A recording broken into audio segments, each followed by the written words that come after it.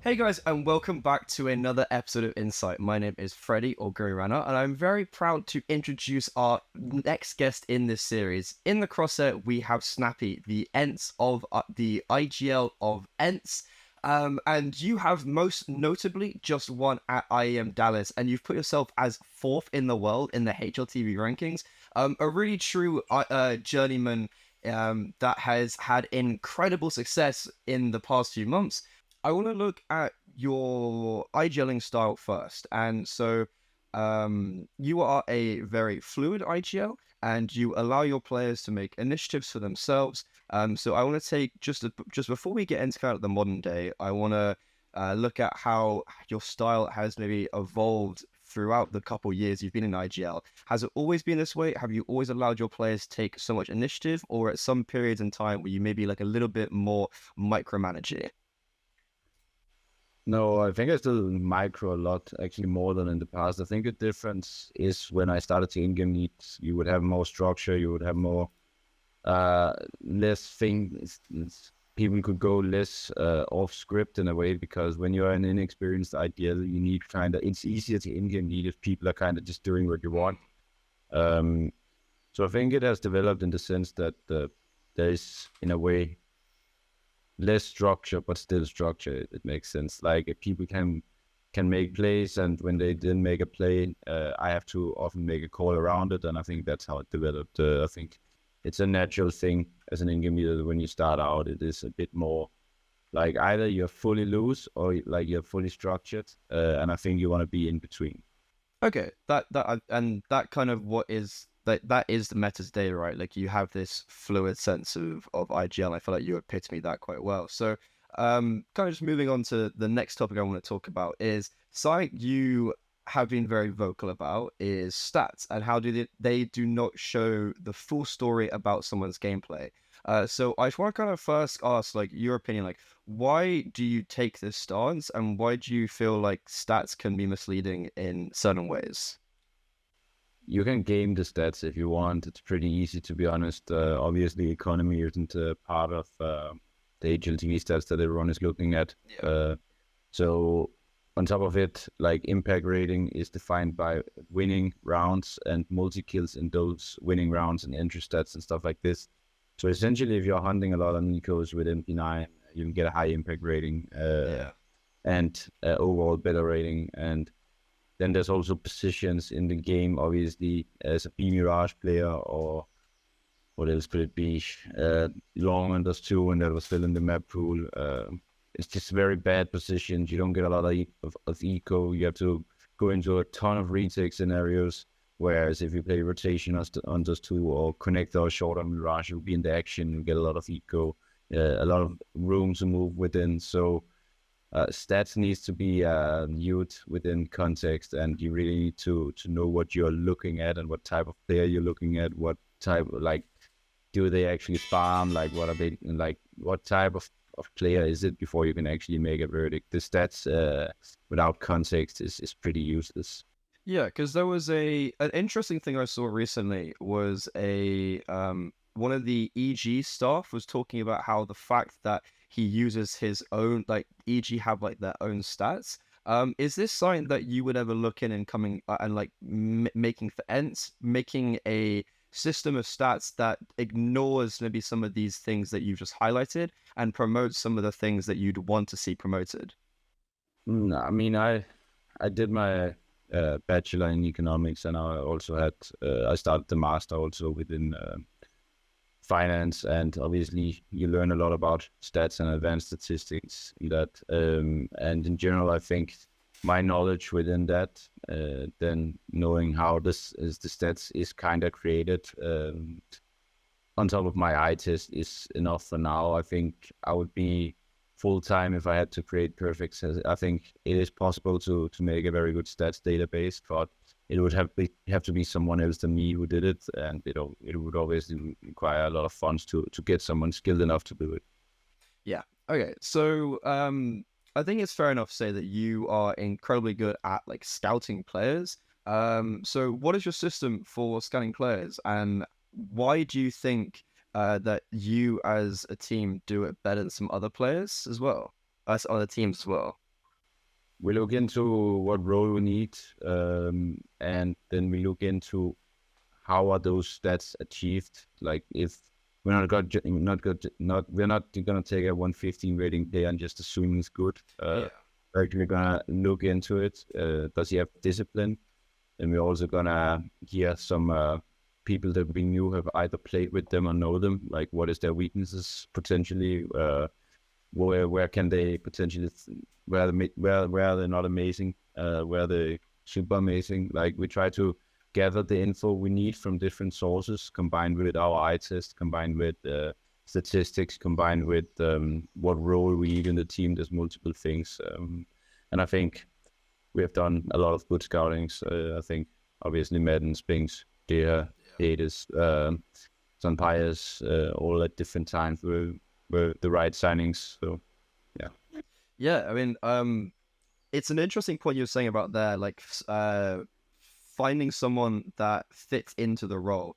Do you ever bring someone in that you might want to change their role slightly? Because I was looking at Nertz, and you play him in like Spinks's old role of kind of like an aggressive lurker, if I'm not mistaken.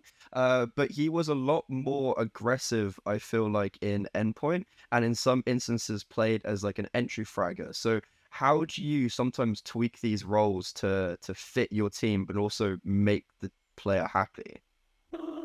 I think in general Spinks had insane roles in our team, and I think Nerds also do now.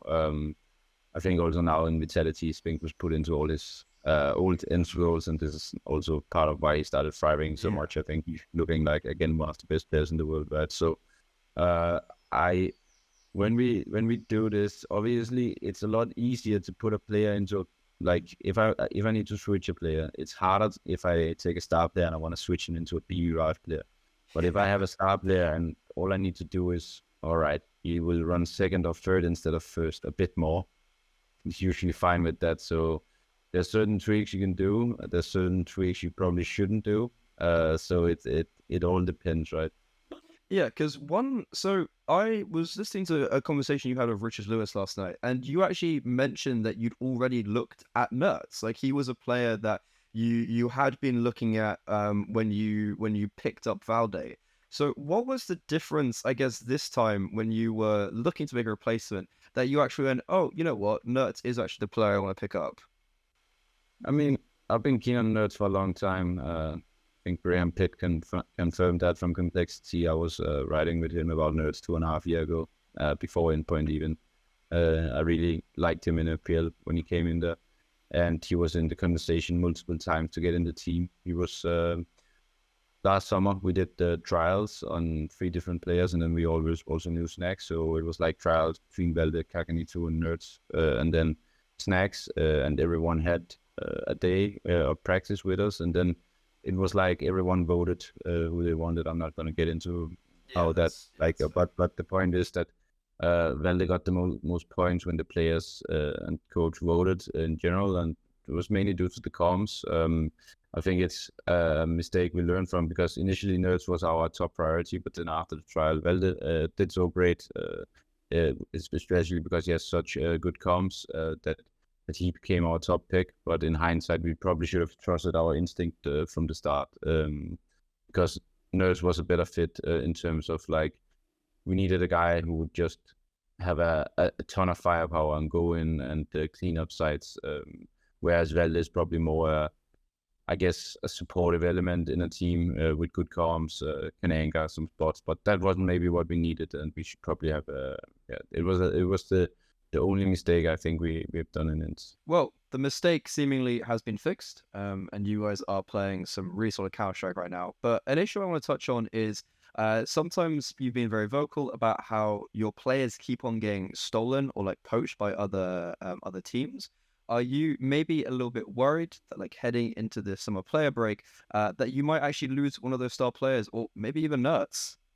I mean, I think we need to worry about getting most of our players poached at this point. I think, like, I'm not too worried about it. If it happens, it happens. It sucks. But I think it could be not only Nertz. I think there's a lot of people in this team that could be poached this summer. But I obviously hope that we can stick together for the next season.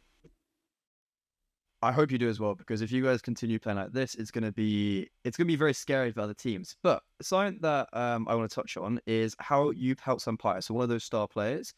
He really struggled with T-side ratings when you may have brought him first into Ence, and also on Movistar, like especially at Cologne, a lot of people were saying how he did struggle with his T-side ratings. So I just want to ask, like, what things did you help him with to improve his general performance on the T side and kind of get him to the standard he is now? I would say that for SunPayus, I think over the last 3 months in this team, he has developed more than he did in the first 7 or 8. I think now with Nertz, he can kind of see the philosophy that me and Ito has, and at the start, he had a very different view of CS, I would say. He liked to play this, I would say, Cloud9 style, where it's like 15 rounds default and then you make a decision and you try to make the perfect plan. But this was never me and Ito's philosophy. Like we also have this philosophy that we want to play a default and feel out the round. We do that sometimes, but in general, we also want to play some set rounds. We also want to play some defaults where we have a purpose within the round. Like we try to do it a lot more different. And I think the last 3 months, SunPayus started seeing eye to eye with me and Ito, and like really bought into our system. And I'm so happy. I'm honestly so proud of him and his development the last 3 months. I'm so super happy, honestly. I think also he started looking into some of the Orbers we wanted. He was looking a lot at Hero and Jame, and obviously their style is effective to a certain degree, but we really wanted him to look at some of the more aggressive Orbers. And I think with Device coming back, he started also looking at a guy like Saibu, some of these super aggressive Orbers. And I think he really improved and he elevated our game to the next level. And you could see it at Dallas. He got the MVP. And normally I don't give so much for the Orb MVPs because, to be honest, the stats are bought a lot cheaper than others. But that was honestly a true MVP from SunPayus. At the event, he played amazing. He had great comms. And I think he's truly elevated himself and also us in Ence by getting on the same page and understanding what he needs to do. So yeah, I'm super proud of him. Ah, well, some very, very high words for SunPayus. And speaking about SunPayus and someone you've also added in the past, Valde, when you guys brought these both on, when you guys brought both these players on, you added two very strong voices, and especially SunPayus was already in the roster. I remember speaking to Alex at IEM Cologne and him as well, and SunPayus was saying how much he brings into the server with how much he talks and how vocal he is. So when you removed Valde, did you add Nertz to find someone who is equally as vocal, or was there a potential issue with there being too many voices? So you decided to maybe bring someone in a bit quieter who could actually just focus on fragging out and kind of maybe do better statistically than Valde was doing? No, I actually think Valde tried his best to fit in the role. I don't think Valde was like trying to overshadow anything. Like I think actually he did good. I don't think the reason it didn't work out with Valde had anything to do with Valde or the team. Or like I think it was just not the right fit in terms of the role we needed. I think Nertz is more vocal than Valde, if anything. Like he has a lot of things he wanna do in the game that you need to fit into the game plan. So I think it had nothing to do with that. I think it was just the fact that Valde was a different player, is a different player than Nertz. I think that was the main thing. He was a player where when you have a lot of star players and you need to round out the lineup, you want to get a guy like Valde. But we needed a star player because we didn't have that star rifler. Obviously, Dycha is an amazing rifler. Maden is an amazing rifler, but Maden is like how do you say it? Like a space creator, like a rain type who can sometimes pop off with good numbers, but like you cannot consistently rely on it. And Dycha is like your secondary star, if you would say it that way. And we needed that like true rifle star player like we had with Spinks and now again with Nertz. And I think Valde just fills a different role, so it wasn't Valde's fault. It wasn't like, I don't think there was anything there. It was just not as a player type the right fit. I would say that obviously, yeah, we have a lot of voices, but again, we don't really have a lot of voices when it actually comes to the play style. I think people have a lot of trust in me to understanding that we know what rounds we want to do. When we do the game plan, we let everyone come to me and then they can say if they have something they want to add. Nertz is usually the one that's Nertz and SunPayus has a lot of moves they want to do, and then we incorporate that into the defaults and things where we can maybe react to the play they intend to do within the match. So yeah, that's kind of how we do it. Okay, so speaking of Nertz there, you guys take in a lot of like these tier 2, maybe like lower level players. I'd be interested to see how do you sometimes iron out the problems they might have? Because I find that in a lot of these players that get moved up, they do have some small issues, but they do get resolved quite easily when they come up into the higher leagues. They have like better teachers. So for instance, for Nertz, I remember on Endpoint, he was definitely struggling with some of his impact ratings on entry frags. So when he'd get like ineffective entries, and they wouldn't actually be able to be traded, and it would end up them sometimes losing the round. So how would you maybe like refine and refine some of these players? I think the thing is, yeah, they came from tier 2, all of them in a way, but they are tier 1 ready.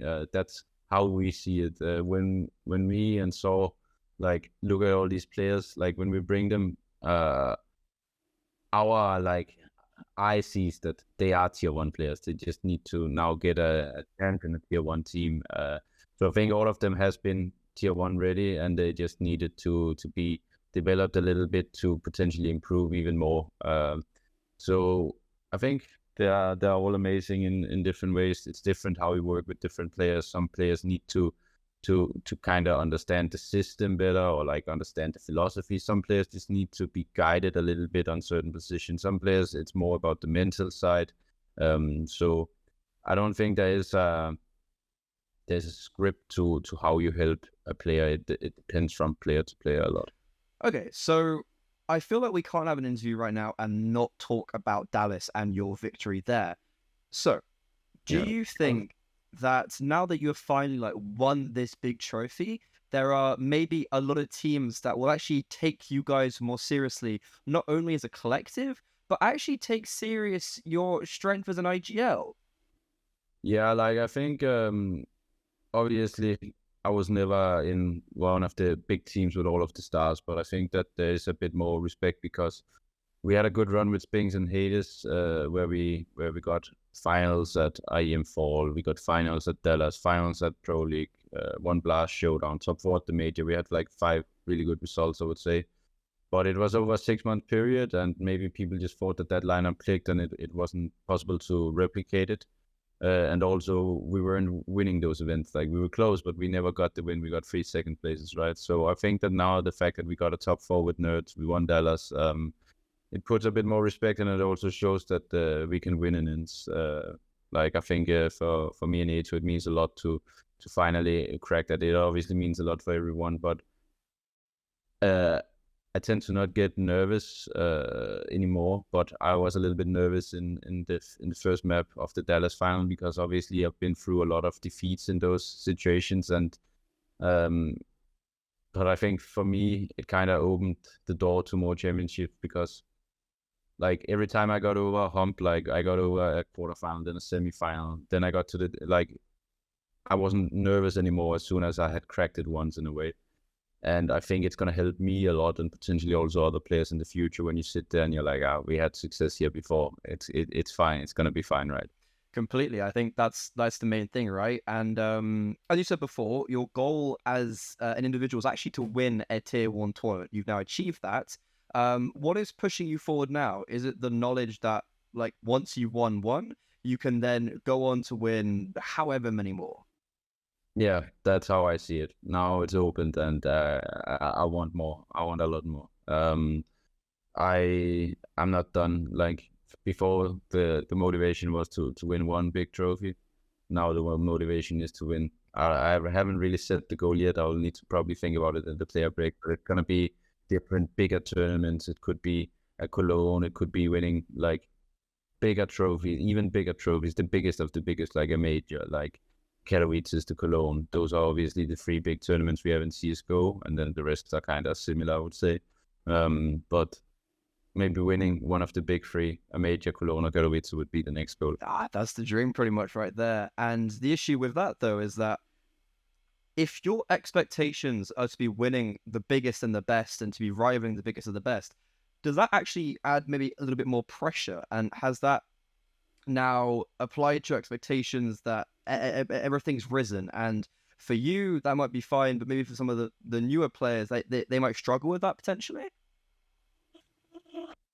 No, I'm not so worried about it, to be honest, because I think one of the reasons we didn't win with the whole team was that we actually were too inexperienced. Like, we were in a way choking a little bit, I guess.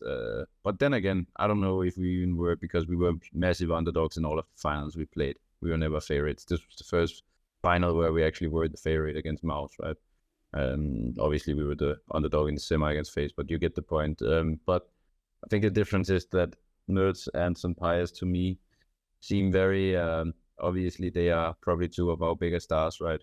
And they seem very unfazed by pressure. Like, it seems like SunPayus is a guy who has now on multiple occasions actually elevated his game on stage. And I think Nertz, as you saw with the Ace in that grand final on Mirage, he wasn't bothered at all by that pressure. So I think we have a team where certain players just don't get hit by pressure like other players. Like, there's certain players that can't stand, like, that falls under the pressure. But I think you never know. I couldn't possibly have known how Nertz and SunPayus would react to these things, but I guess in that way we just got lucky that they are pretty ice cold. And I think Dycha with this success will join along, and I think Maden in general and our team has always performed great on the stages. So I'm not really too worried about the pressure aspect. I think it's more going to be about whether we are good enough to win it or not. I don't think that the pressure is something that we are. I think that's actually a strong aspect of our game. Okay, so now you guys have won that Tier 1 tournament. Do you think there's anything you can't overcome because you've overcome so much to get there? I don't know, like, if you can see, like, if you can overcome what we did against FaZe in that semi-final at Dallas, then I think it's pretty safe to say that our team is mentally strong. I think, what did they have, like, we were down 27-24 at one point in the power or something like this, and both teams had like multiple match points, and I think FaZe is probably in the history of CSGO the most mentally strong team. If you look at all of the like, they have never just ran through an event. It's always like close matches, and then they somehow get out on top in overtime, 16-14. Like, they're super good at this. So defeating them on a grand stage is I would say a testament to the fact that we are also mentally strong. Well, it's really good that you guys have these players that just don't show pressure at all, or are able to kind of like take in this pressure and still deliver even when they're under the microscope. It's really good that you like have got experience to now show everyone what you're capable of. So my last final question would be: you guys are known for bringing in these lower level players, like these tier 2 hidden gems. Are there any favorite tier 2 players that you have that you're looking out for that you might think that will come into tier 1 soon? Yeah, there is, but I'm not gonna say it because like, no, like, I've done this before and then they got snatched. I don't think like, obviously I could say it in the sense that right now we obviously don't need a player, but let's say that one player suddenly gets snatched in the player break, or we lose, or we need it in 1 year. I'm not gonna sit here and say who. Okay, that is completely fair enough. So with that in mind, thank you very much, Snappi. It's been an absolute pleasure and honestly an honor speaking to you. And I hope you have a wonderful and very deserved player break. And thank you very much, guys, for watching at home. And I will see you next time for another episode of In the Crosshair. Thank you very much, and I'll see you later.